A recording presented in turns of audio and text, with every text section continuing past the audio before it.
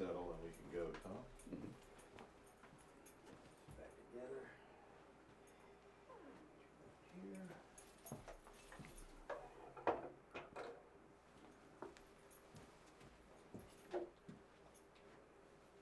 Okay. Good, Mickey? Yep. Okay, anytime. Richard, we're going to start with an easy first question. If you would say your whole name and also spell it, please. Richard, my name is Richard Cantwell, Cantwell, Towns. That's an old English name that I got from my godfather named Richard Inover, Richard Cantwell Inover. And how do you spell your towns? Towns, Towns. And then would you identify, how do you identify yourself using a pronoun? What's your pronoun identity? I've always been Richard Towns. You know, I was never a Dick, and my mother would tolerate close friends like Yankees that would want to call me Dick, but I was always a Richard. Do you see yourself as a they or a he? As a he. I'm a he. Thank you. I'd be really interested if you would be willing to just talk a bit about yourself, where you grew up, kind of how you grew up, and then we'll go from that. And I'm sure part of that story is going to be how your faith life has grown over time. And as we begin to hear about that, then we'll begin to talk particularly about some of the role you play at the Seaman's House and in other ways that you participated in civic life here in Savannah. But let's go all the way back, if you would, and talk about your mom and dad a little bit and about kind of your roots and just how you become who you are. All right, to go way back, my father worked at White Hardware 41 years, and now that's where Paula Dean has her restaurant. And my mother was basically a housewife. She had actually grew up on a plantation in Sardinia, South Carolina, and she said that when they came over from Scotland, they were Presbyterians, and they started a Presbyterian church. So when I came here, we were Presbyterian. She said we would always be Presbyterian. So when I was 2 years old, I started to go to Eastern Heights Presbyterian Church. That's on 37th and Cedar. And that's the highest point in Savannah. That's 42 feet above sea level. And a lot of people don't realize that. But at 2 years old, I started going there. Never missed a Sunday for 12 years. And here's why. If I was sick, my mother would give me castor oil. So if I was well, I would pretend. If I was sick, I'd pretend I was well, just to get away from that castor oil. My brother also went 14 years without missing a single Sunday at this church. So my brother went across the street to Savannah High School. I ended up, even though I grew up with the Savannah High crowd from Wagner Heights is off of Wheaton Street, we moved when I was 11 out to Bonabella on the east side. It's a little saltwater river out there, Herb River, Country Club River, and that's where I grew up out there. So I did know all the Savannah High people, but I grew up with the Jenkins people. So my brother went on to become the youngest college president in America, and now he's the co-founder of Liberty University, which is one of the largest Christian colleges in America. And he and Jerry Falwell were the co-founders there. So my mother was always very proud of him. And I always tell people that I was the good-looking one, he was the rich one. So I ended up going to Jenkins, and I went to Clemson on a track scholarship for running distance. I was the only one that won the Washington Day race. It was a cross-country race. I won it 3 years in a row. No one's ever won it after that. And now they just have regular cross-country meets and events. So even at Clemson, I was there when it changed from college to university. And they also changed to the metric system. So, and that's the joke about Savannah. In Savannah, I set the high school record of 4:38 at Groves on a dirt track. No one has ever broken that 60 years from now because they switched to the metric system and they quit running the mile. So I went off to college, and there I assumed that I would go to a Presbyterian church when I was at college. And then I came home and started going to church with my mother again. And then when she got older, I was actually taking her. So I met my wife in the church, a little Presbyterian church on LaRoche Avenue. And we are both from Savannah. We have 4 children, and they still live in Savannah. I have a son that's a tugboat captain. I've got a daughter that's a nurse, and another daughter who's in the business world, and a son of my youngest son is in the music business. He makes saxophone mouthpieces in Savannah and ships them all over the world. And you wouldn't imagine that this coming from a little small plant where he operates a CNC machine. And so it's kind of a neat. I've been on the board of directors of the Siemens House for 35 years. My high school preacher approached me one time when I get in the business world, Rich, and he said, Richard, he said, I'm the chaplain there, and we have money that we've been saving for 100 years, and we've got old people who won't spend it. He said, I need to spend money to buy Bibles because we have Bibles in 51 languages, and we give them away. So we have to have money to buy the Bibles, and then we give them away. And the various churches support this ministry, the Siemens House. So I'm still there. The chaplain has moved on, and I still kind of run the place. And during COVID, we just shut down. Everything stopped. But now we've cranked up again recently, and I have 3 part-time chaplains that are calling on the ships. They go to the ship side, they'll pick up a crew and bring them back to the Siemens House and let them pick out a Bible in their own language. And then they of course, they want to go shopping, either the grocery store or Walmart or Home Depot, and then they take them back to the ship. Now, when the Siemens House started 180 years ago, the seamen on the sailing ships didn't have a room. All they had was a hammock. There was no cabin for them. So when they would come to Savannah, the Siemens House had a place with bunks in it, and they'd get to spend the night in a regular bed and not in a hammock. And they were safe too, because initially the bars and all were preying on the sailors from around the world. So 8 downtown churches gathered together and said, we're going to try to take care of these men. So they started the Siemens House. And this started 100 years after Savannah was founded. Savannah was founded in 1733. So they started in 1833. And then 10 years later, they got incorporated as to the Savannah Port Society governed the International Siemens House. So they would always have a place for the sailors to stay. And Savannah rapidly became a big cotton exporter. Some of the best cotton in the world was grown down in Brunswick, Georgia. I think they call it a long staple cotton. So the Siemens House moved from place to place all over Savannah. The last place we moved was on a square, which is now a parking garage. The city bought that. So we saved the chapel windows, and we came to Houston Street, which is Washington Square. We rebuilt a Siemens House in 1965.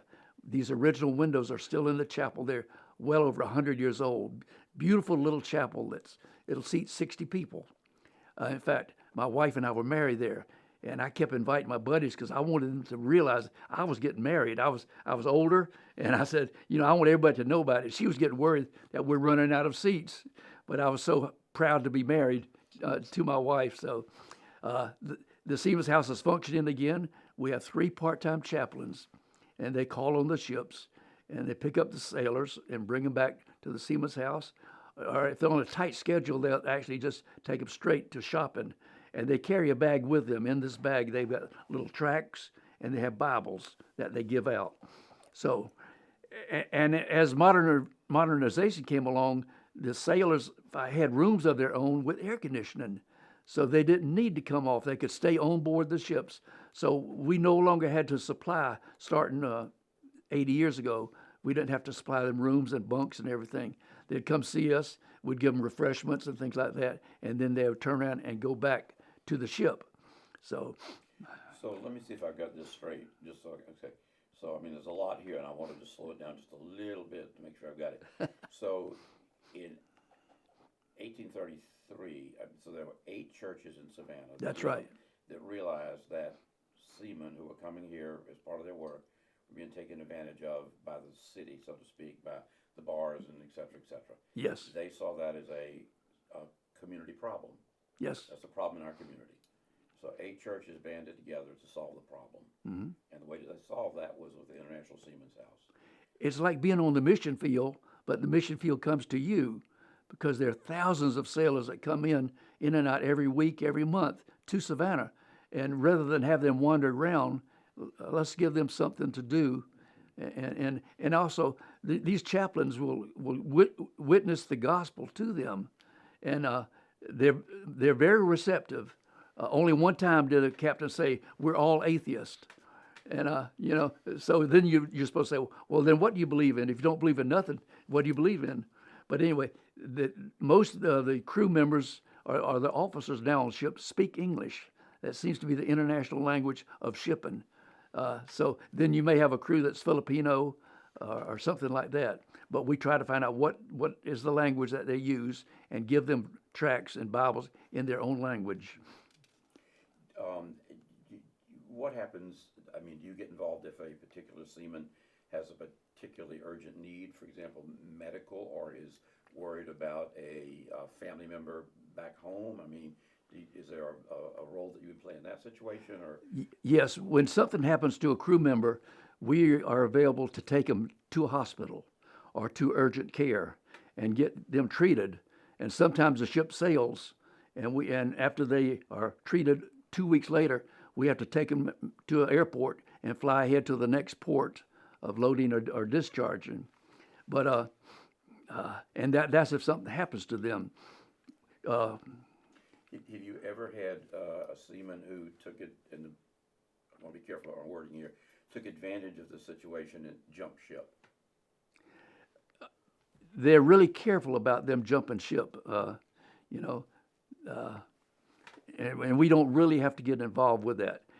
At one time, the Russians were coming to Savannah, and when they first came, no one was off the ship.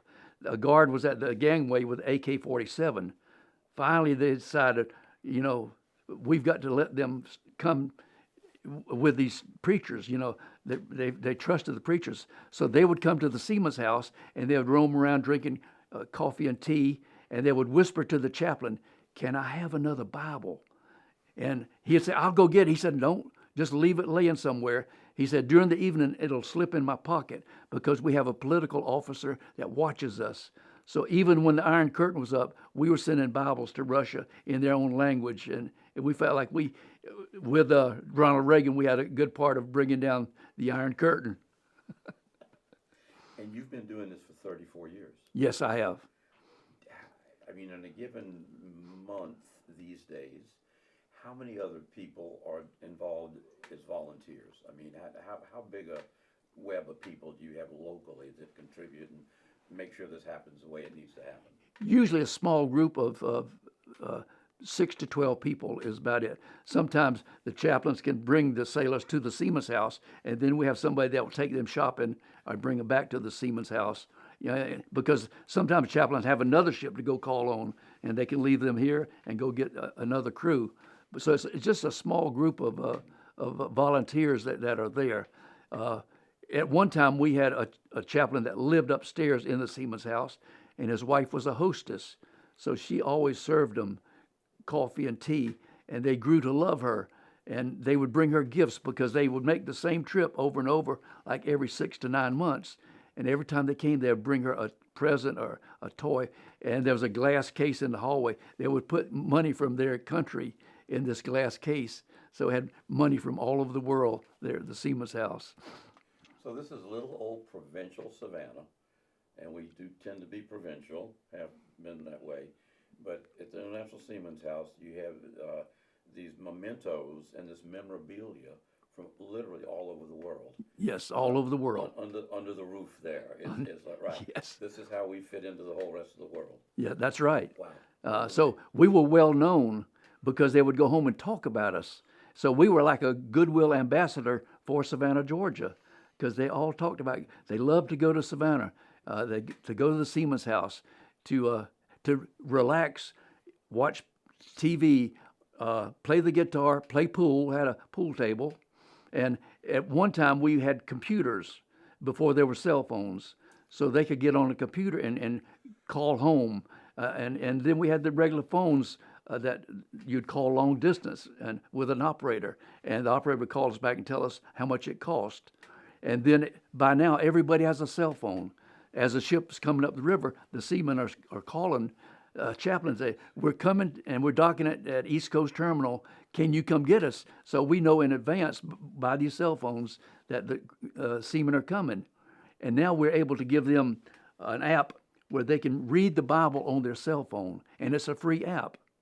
Oh, that's really, right, right. Oh, that's really interesting. That's kind of the evolution, if you will, of, right. Evolution. Yeah. You know, you no longer need to carry the Bible. And it used to bother me at church. I'd see somebody, I said, what are they doing on their cell phone? Playing a game, but they're reading the Bible at church, you know. And I still like to carry the old-fashioned Bible and turn the pages. I hear you. I hear you. So how does all this get paid for? I mean, how's that work? It gets paid for by donations from the church.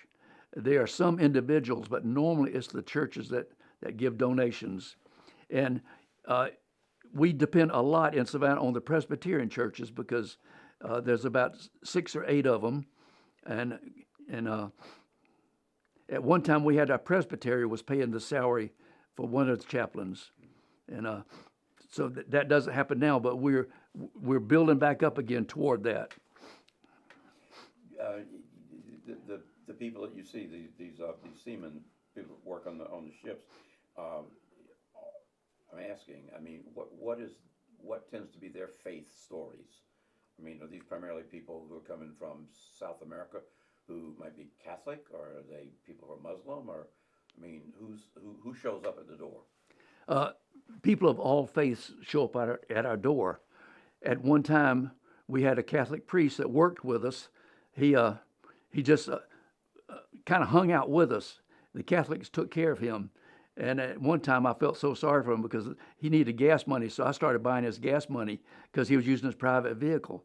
Because there are some sailors, the Philippines and all, they're Catholic, and they want somebody to come and do Mass on board. And we were not able to do that. But if we can just give them the word from the English, New English Bible, we do that. Would there ever be someone who you interact with who would be Muslim? Oh, yes, yeah, and they're very receptive. No one's ever said, no, I don't want this or that. You know, they will actually take the Bible and read it. And Isaiah 55:11 says, God's word will never return void, and we believe that. You know, give it to a Muslim or a Hindu or anybody, and let them read God's word.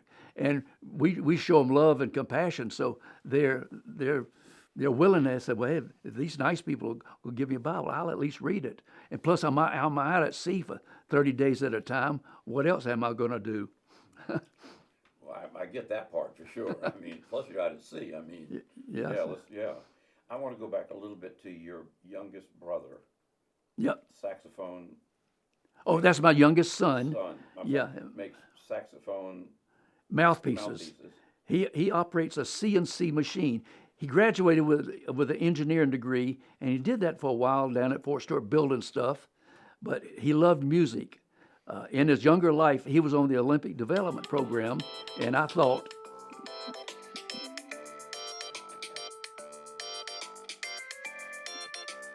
it'll shut off in a minute. Oh, there it goes. I thought. Let's jump back. So I'm going to just. Yeah. So we'll start over. Okay. So I want to jump back a little bit just because I didn't get a chance to dig in on this a little bit. Okay. So your youngest son who makes saxophone mouthpieces. Yes. Let's hear about that. Yeah, my youngest son is Richard Zachary Towns, and he was on the Olympic Development Program, and I thought he would do that in college, and he had scholarships, but his love was music. And in fact, he shocked me one time. He took his student loan and bought a $1,000 guitar. I said, "You can't do that." And so I said, "They're not going to forgive that, are you?" He said, "No, they don't forgive it if you made a high salary," which now he makes a big salary. So instead of engineering like he graduated with, he started working with this company called Jody Jazz, and they make saxophone mouthpieces. And he started operating the CNC machine that makes these. And when the machine broke down, they'd have to bring in someone, and it'll be down a week, pay a high salary. So they sent him off to a school. He learned how to repair it. He became so valuable to this company, and now he operates the machines. And they started out with classical mouthpieces, and then now they have jazz mouthpieces for saxophones. The great saxophone players in America come to Savannah. They'll get a handful of these mouthpieces and go in the little studio, and they'll play till they like one. Then they'll carry it back to Zach, and he'll gold plate it for $850. Who knew? Who knew? That's all I'll say is, who knew? He's the only one that's single, and now he's got him a $70,000 boat. And my youngest daughter has a second house on Defusky Island. So all my children have boats, and they go spend the weekends on Defusky Island, which is like being in another world. Yes, very nice. Now, my oldest son is the only one that didn't go to college. He was the black sheep, but now he's a tugboat captain, and he makes more than all the rest of them. They're college graduates, you know. Yeah. Well, and that's a nice tie-in to the Siemens house as well, right? Yes. I mean, it gives just kind of the whole story kind of comes together in that way. Yes. Which is lovely. I want to go back into you just a little bit, if I may. So you got a scholarship to Clemson. Yeah, I ran track at Clemson. I came out and I started working in the import-export business. And I actually took the government exam to get a custom house broker's license. And during that period of time, while I was at Clemson, the summers I spent on a steeplejack company, climbing in high things. So the engineer at WSAV on Victory Drive, and they have a tower across from Grayson Stadium, 750 foot. He said, "Could you climb a tower?" I said, "Nothing to it." He said, "Can you just go up, change the bulb, and come down?" I said, I worked all day long with a steeplejack company, 8 hours a day on towers, and now I can climb up, come down, and charge you a bunch of money? He said, yes. So I climbed towers for 10 years in Savannah for WSAV, the Corps of Engineers, and also they called me one time to Robert's Dairy. There's a cable TV tower. Someone had hung a Confederate flag on that tower, and they said, "Mr. Towns, do you think it'll mess up our interference, our reception?" I said, "Oh, absolutely. You got to get it down." "Well, will you do it?" I said, "Yes, I'll do it." And up and down 35 minutes, and I get my standard fee. I hear you. And then you also were in the military? After that, I was always older. I took care of my mother till I was 23, and I got in a reserve unit, a medical unit, at 23. Did not like it. I was bored to death because these military doctors were not very military, and I wanted to be gung-ho military. So after 8 years, I transferred to a Green Beret unit. And so I go to jump school at 33, and I'm the youngest one there with 18-year-olds. And because I could run, I outran all of them. Every day we'd have to run 3 miles out, train all day, 3 miles back, and I outran everybody at jump school. So I became a Green Beret at 33. At 38, I went back to be a jump master.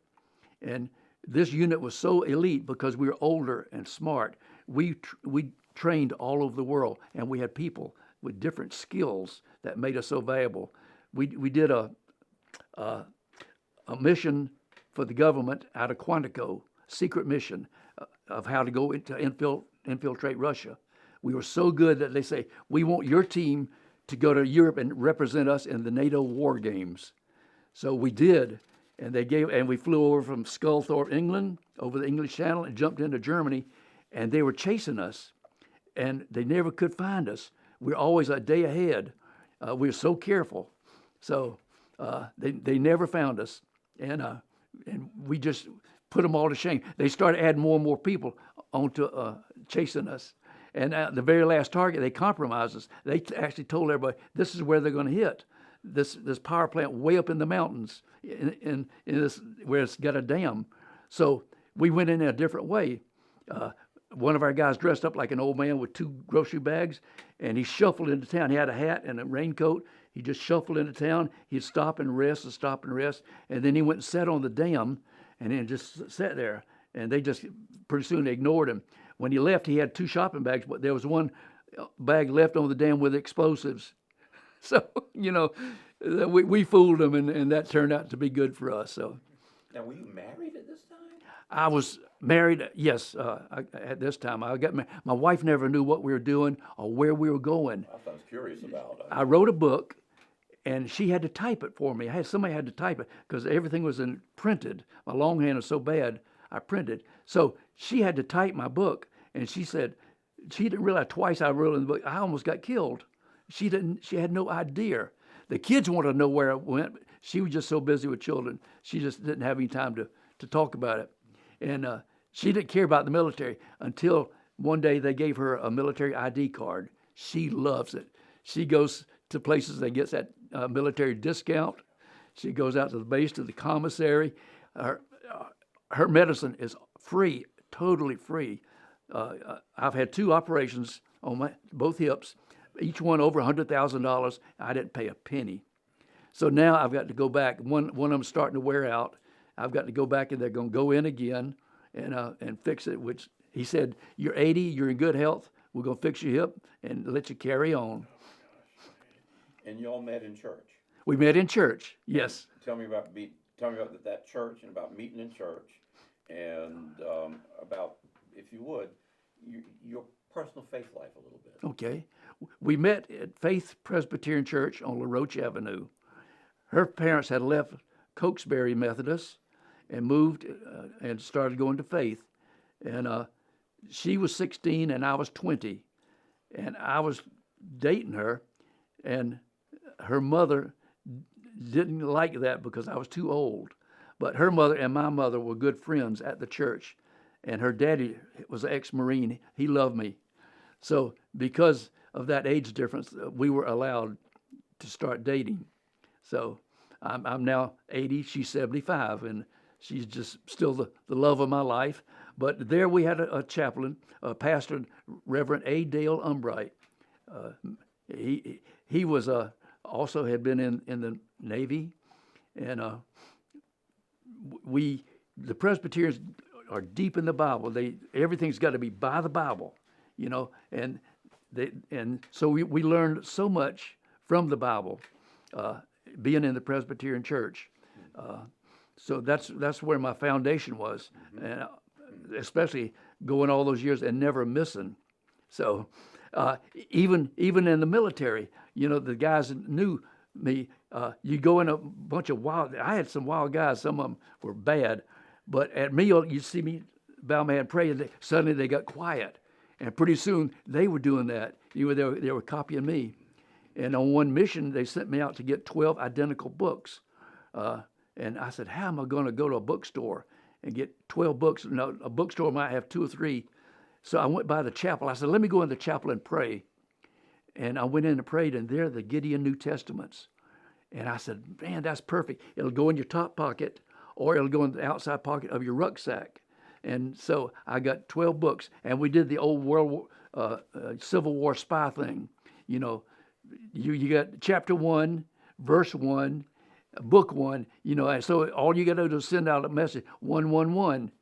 So if the people at the end have the same book, they can go chapter 1, verse 1, and they can put a message together. And we were doing that. So later on, I saw around the campfires at night, I'd see the guys reading their New Testaments, and I said, that's good because, because I was with some guys who had been in combat and had killed people, and they were good guys. We were like a band of brothers because we did everything, and everybody did everything. And on a mission, I not only knew what I was doing, I knew what the radio man was doing, the commo man, because we lost the commo man one time, so we had to all get his stuff together. And so we were cross-trained, and we were smart, and we learned every phase of warfare. But I always felt, even on my jumps at night, I felt like God was with me, and I had that calm assurance that nothing's going to happen. God's going to take care of me. And to this day, I always thank God for always being with me, always giving me that calm assurance that God is with me. So, obviously, the International Seamen's House takes up, for you, this is a big expression of your personal faith. It's growing up out of the church. Presbyterians support it. You're a lifelong Presbyterian, etc. And from that window, so to speak, you get to see a part of the community that very few people do. Are there other people that maybe through your Presbyterian faith, that you feel like do a good job of showing up in the larger community and making a good difference in the larger community, and it comes from their own sense of their faith and how they believe we are to be in the world.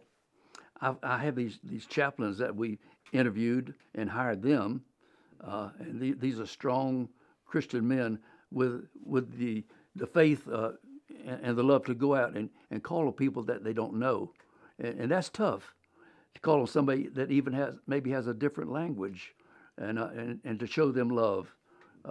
But like I said, we are missionaries, and the mission field comes to us. It's a great way to think about that. Yeah. Right. That just come right. Yeah. Oh my gosh. Tell me if you would, as you look back just through your life, is there a moment that you personally feel like would be, for you, your most profound spiritual moment? I think the first thing that I was honored to be a husband, and to find that it's not only I'm no longer taking care of myself. I've got a wife to take care of, and then that's compounded when a child comes around, and suddenly you feel guilty because you're loving that child more than you're loving your wife, and how do you get around that? But God solves that problem because you love both of them, and as long as they know you that you love them, I think that's so important, and that you raise them in the church, and they did. Our children were all raised in the church. How do you think all four of your kids decided to stay in Savannah? Very unusual. That is unusual. I don't know. My tugboat son got a job in Savannah. Started out on a shrimp boat in Savannah. Worked on a towing service where they would tow a boat all the way to Houston at 8 knots all day long. You're going 8 knots slow, and he thought that was boring. So he came back and got to work on the tugs, and now they're right up inside these giant ships, and he's easing them right into the dock. So he lived here. My youngest daughter married a Brit, and they live in Savannah, but they also bought a home on Defusky, and everybody goes there. My oldest daughter became a nurse here in Savannah, and she's worked in the hospitals and all, and now she's an executive, and she'll go to all the outlying clinics within 200 or 300 miles and do quantitative analysis to make sure they have everything they need. And then my youngest son, Zach, he just stayed here. He had no desire to go anywhere else. And all of his friends were here. He went to BC, and these BC boys have a common bond. It's a lifelong bond that they get at BC. There's no distractions like girls at BC, because he was the class clown, and I had him in a little Christian school. So when I sent him there in the 9th grade, he was so quiet, because back in those days they had a big a big sticker bush, and if you misbehave, they'd pick you up and throw you in the middle of it, and he was always fearful of that. So he always behaved. He never drew attention to himself, but he was big in soccer, and so BC had him on a part scholarship for soccer because he was really that good. And then, are your children religious? I would say that one is very strong, very very conservative, very strong.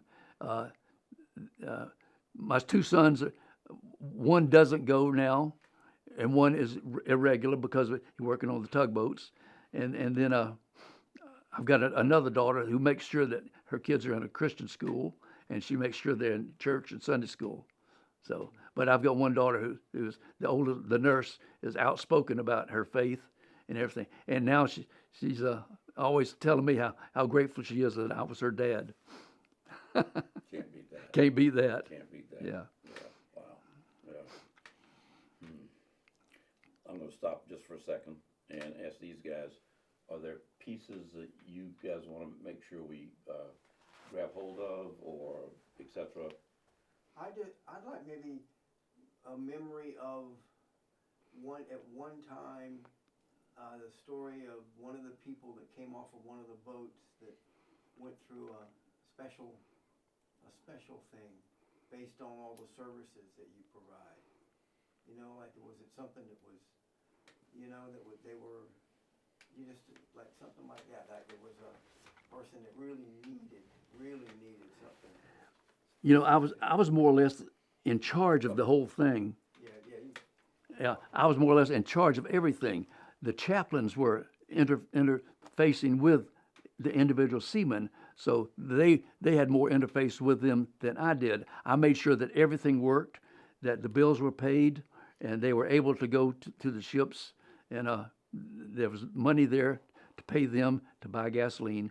So the chaplains were the one getting the real stories from the seamen. Yeah, so at the chaplain level, that's where literally the rubber meets the road. That's right. And that's where the interpersonal relationships are happening.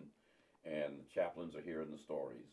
And then the role that you've played for all these years is to keep all that glued together financially and in every other way. And I would be curious, I mean, 34 years is a long time. Do you have a board of directors?